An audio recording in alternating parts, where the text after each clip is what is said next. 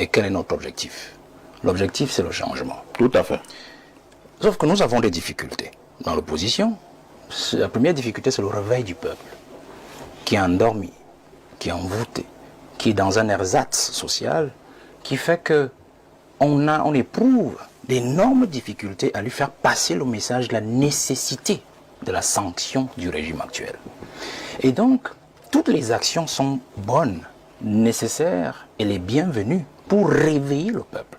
Parce qu'il faut comprendre que l'objectif majeur, certes, d'un parti politique, selon la Constitution, c'est l'animation de la vie politique, la conquête du suffrage et du pouvoir. Mais il y a le travail de fond que chaque parti doit faire. C'est-à-dire, c'est de réveiller le peuple qui dort. Parce que notre situation, par exemple, au Cameroun, n'est pas comme celle du Sénégal. Je préfère prendre ces deux pays, compte tenu de l'actualité récente. C'est-à-dire, au Sénégal, on sait que les institutions sont déjà établies. Elles sont fortes. Les individus ne sont pas au-dessus des lois, ni au-dessus des institutions. Et le peuple a un éveil politique qui n'est pas comparable à celui du Cameroun. Le Camerounais dort encore politiquement. Et nous l'avons vu. Et donc, quand nous parlons de ce parti politique qu'est le MRC, moi, je veux leur tirer d'abord un coup de chapeau. Parce que en politique, la première chose, c'est d'abord la communication. On peut avoir des types de communication, mais la première communication dans notre contexte qui correspond au type de Camerounais que nous avons en politique qui dort, c'est la communication d'éveil.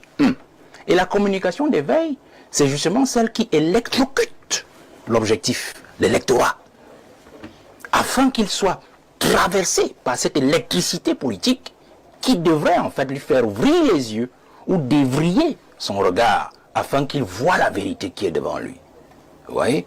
Vous avez parlé du pain sardine tout à l'heure et d'autres parlent d'autres choses, de corruption, de ceci, de cela. C'est ça, cet éveil, la première chose. La deuxième chose, c'est que ils ont suffisamment de moyens pour le faire et je leur tire un coup de chapeau d'utiliser ces moyens justement pour cet éveil politique. Nous n'avons pas assez de moyens, nous préférons gérer avec le strict nécessaire que nous avons, mais le travail qu'ils font, c'est le travail de toute l'opposition. C'est-à-dire cet électrochoc, cette électrisation de la scène publique. Allons-y sur les éléments de fond qu'on a cités. Émile, il y a pris certains éléments de fond. Il disait que tu peux mobiliser 50 000 personnes, mais si on regarde au fond, à peine 2 000 ou 5 000 peuvent effectivement voter. Est-ce que ce n'est pas également un élément à prendre au sérieux? Le sérieux dépend de la posture de tout un chacun et des objectifs qu'il suit. Je vais donc prendre ces éléments pour dire en fait quoi. Prenons la diaspora. Oui. Alors, vous êtes dans la diaspora, et le professeur Bayabek l'a dit tout à l'heure, mais je ne sais pas pourquoi on n'a pas compris. Un Américain qui vient se faire opérer. Et je me souviens, sur un autre plateau, il avait dit, il y a des gens qui l'appellent de l'extérieur pour prendre en charge les leurs ici au pays. Je pars sur cette incidence. Vous avez 24 000, il a dit 26 000. Oui, en ce moment. En ce moment. Alors, vous dites que 26 000, quand on est de la diaspora, sortez de la politique. La diaspora camerounaise, c'est dans les 700 milliards de francs CFA de devises rapatriées au pays. 700 milliards. Et vous vous dites que ces 700 milliards vont où? Ils quittent encore les États-Unis d'Amérique, la France, le Luxembourg pour venir les consommer ici? C'est à leur mère, c'est à leur père, à leurs frères, voilà à leurs sœurs, à leurs petits-enfants, à leurs neveux, à tout ce monde-là. Ça veut dire quoi? Ça veut dire que si je prends un seul Camerounais de la diaspora, il a au moins 10 personnes à sa charge au pays. Ça veut dire que quand vous allez dans un métier, quand vous allez nucléaire, quand vous allez donc mobiliser, lui il a dit 200 000, moi j'ai vu les chiffres, il dit 50 000. 50 000. Non, je n'ai pas dit 200 000, non. j'ai pris un exemple. Oui, vous avez pris un exemple. Je dis donc que, très exactement, parce que moi je suis les activités de tous les partis politiques, de tout acteur politique, ils ont dit 50 000, sous réserve que le chiffre est augmenté. Alors si vous prenez 50 000, vous multipliez par 10, c'est-à-dire que chaque membre de la diaspora peut mobiliser au moins 10 personnes au pays. Vous voyez que le professeur Maurice Kamto, il est au moins certain, théoriquement, d'avoir déjà au moins 500 électeurs au pays. 500 000. 500 000, pardon. 500 000 voix au pays. Alors pour vous, vous voyez des badauds. 4 mois. Pour vous, vous voyez des badauds. Moi, je vois une influence politique, un électrochoc politique. Et ça, c'est apporté à l'actif du MRC et de sa stratégie. Je ne suis pas toujours d'accord, peut-être, sur certaines méthodes qui sont un peu extrémistes, vous voyez. Mais je reste sur cet élément de fond. Très bien. Pour dire que ce parti travaille pour nous tous. Parce qu'en fait, nous avons un problème commun en fond. C'est que le peuple dort, M. Parfait, ici. Et ce peuple, il faut le réveiller, il faut le réveiller. Et aller à la diaspora, justement, c'est de sensibiliser la diaspora pour dire, vous pouvez encore réveiller ceux qui sont au pays, ceux qui dépendent de vous.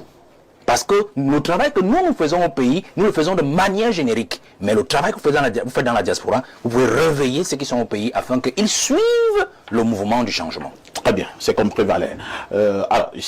Bonjour les enfants, c'est papa. Continuez de faire votre travail d'éveil. Partagez. Partagez d'abord maintenant. Partagez. Partagez. Partagez. Vous avez compris. Ça allait prendre du temps pour comprendre. Mais partagez. Continuez d'éveiller les consciences. Continuez d'éveiller les masses. Continuez. Ils vont toujours vous dire, c'est quoi ton travail? Va travailler, va faire ceci, va faire cela. Il faut, vous devez comprendre que ce n'est pas le malade qui est couché à terre, qui fait la prescription médicale au docteur. Mon mur est un asile psychiatrique à ciel ouvert et ma salle d'attente est toujours bondée. Bienvenue à la clinique, les enfants. Je reçois avec beaucoup de plaisir les dires de l'homme qu'on appelle Valère Bessala. Je reçois avec beaucoup de plaisir quand il dit que le MRC fait le travail de toute l'opposition. Dis-moi un peu, quand tu entends ça, quand Valère Bessala lui-même il dit que le MRC fait le travail de toute l'opposition, la stratégie, ça tu aimes ça? Tu aimes ça parce que c'est des efforts, c'est de la souffrance. Vous devez apprécier ça. Vous devez apprécier ça, les enfants. Parce qu'on souffre beaucoup pour démontrer que notre démarche est salutaire pour le pays. On souffre beaucoup, on paye le prix cher. Tous ces gens que vous voyez là, c'est des gens qui, hier, ils nous prenaient, ils étaient prêts à aller nous remettre tous à Kondengui. Donc, il faut savoir apprécier. Appréciez, soyez fiers de votre travail, soyez fiers de votre travail, peuple de la résistance, diaspora camerounaise, soyez fiers de ce que vous représentez en termes d'électrique et d'énergie.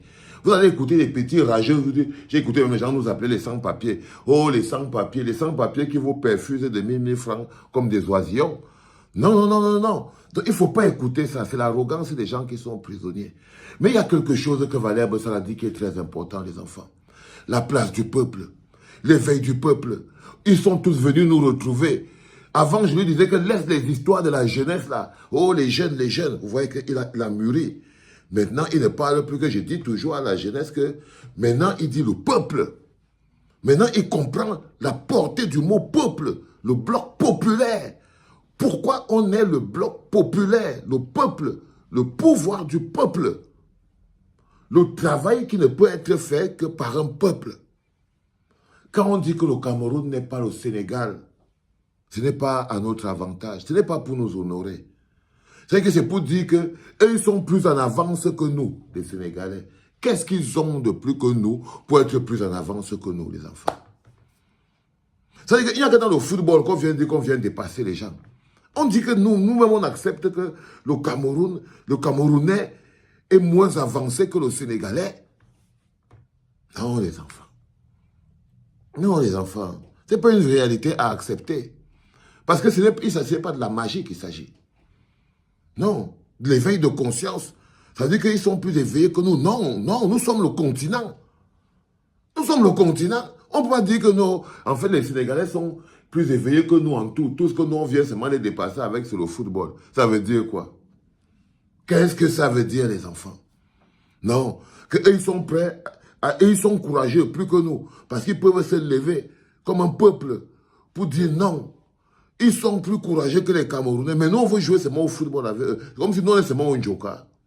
C'est quand on va faire les concours de danse, c'est là où nous nous voit. Mais quand on dit qu'on parle que les peuples se lèvent, oh non, on est bon pour faire les petits clashs avec les autres pays pour le football, pour les concours de danse, pour les chorégraphies. Ils disent que ce n'est qu'à ça que nous on est bon. Quand tu vois les Camerounais venir défendre le continent sur Internet, c'est sur les histoires de chorégraphie. C'est sur les histoires de challenge. Ils sont beaux maillés dedans. Vous êtes beaux maillés dedans. Pourtant, non. C'est en ce moment qu'on voit que le peuple est là. Quand les gens laissent même, utilisent tout, même les fausses histoires, pour éveiller le peuple. Valère Bessala vous dit, ce n'est pas une histoire d'un parti politique qui peut faire ce travail. Le MRC a beau faire le travail de tous les partis politiques et ce n'est pas facile, les enfants. C'est que le plus dur pour le MRC, c'est d'être en train de faire le travail de tous les partis politiques et d'être insulté par ces partis politiques-là en longueur de journée. C'est ça le plus dur. C'est-à-dire que de porter, de faire le travail de toute l'opposition. De porter sur son dos les souffrances de toute l'opposition. Mais les gens viennent encore discuter avec celui qui porte sur son dos les souffrances de toute l'opposition. Lui discuter le titre de leader de l'opposition. Voilà Valère Bassala qui vient de parler. Il parle. La définition de tout ce qu'il vient de dire, c'est que Maurice Kamto, c'est le leader de l'opposition. Est-ce que tu crois que Valère Bassala peut dire ça facilement avec sa bouche? Valère Bassala dit un peu. Tout ce que tu as dit veut dire ça. Que Maurice Kamto, c'est le leader de l'opposition. Toi, tu as compris comment? Quand il te dit que Maurice Kamto fait le travail de toute l'opposition, c'est lui, il met tout. La force de persuasion, notre capacité de communication, notre Hamlet. Il vous dit que quand on appuie à partir de 6 heures, c'est parce qu'on réveille les âmes endormies. On réveille les âmes endormies. Mais la conclusion, c'est que c'est lui, c'est le leader. C'est ça qu'ils ne sont pas cohérents jusqu'au bout. Ils ne sont pas cohérents jusqu'au bout. Ils ont encore des difficultés. Vous voyez ce que je veux dire? Traverser le petit goitre. Mais le petit goitre va passer. Oh, les enfants, vous êtes en direct de la clinique. Le réveil des consciences. La voix qui sonne dans la tête des millions de Camerounais en longueur de journée pour les maintenir réveillés. C'est votre voix et c'est votre force. Continuez, les enfants. Partagez. C'était papa.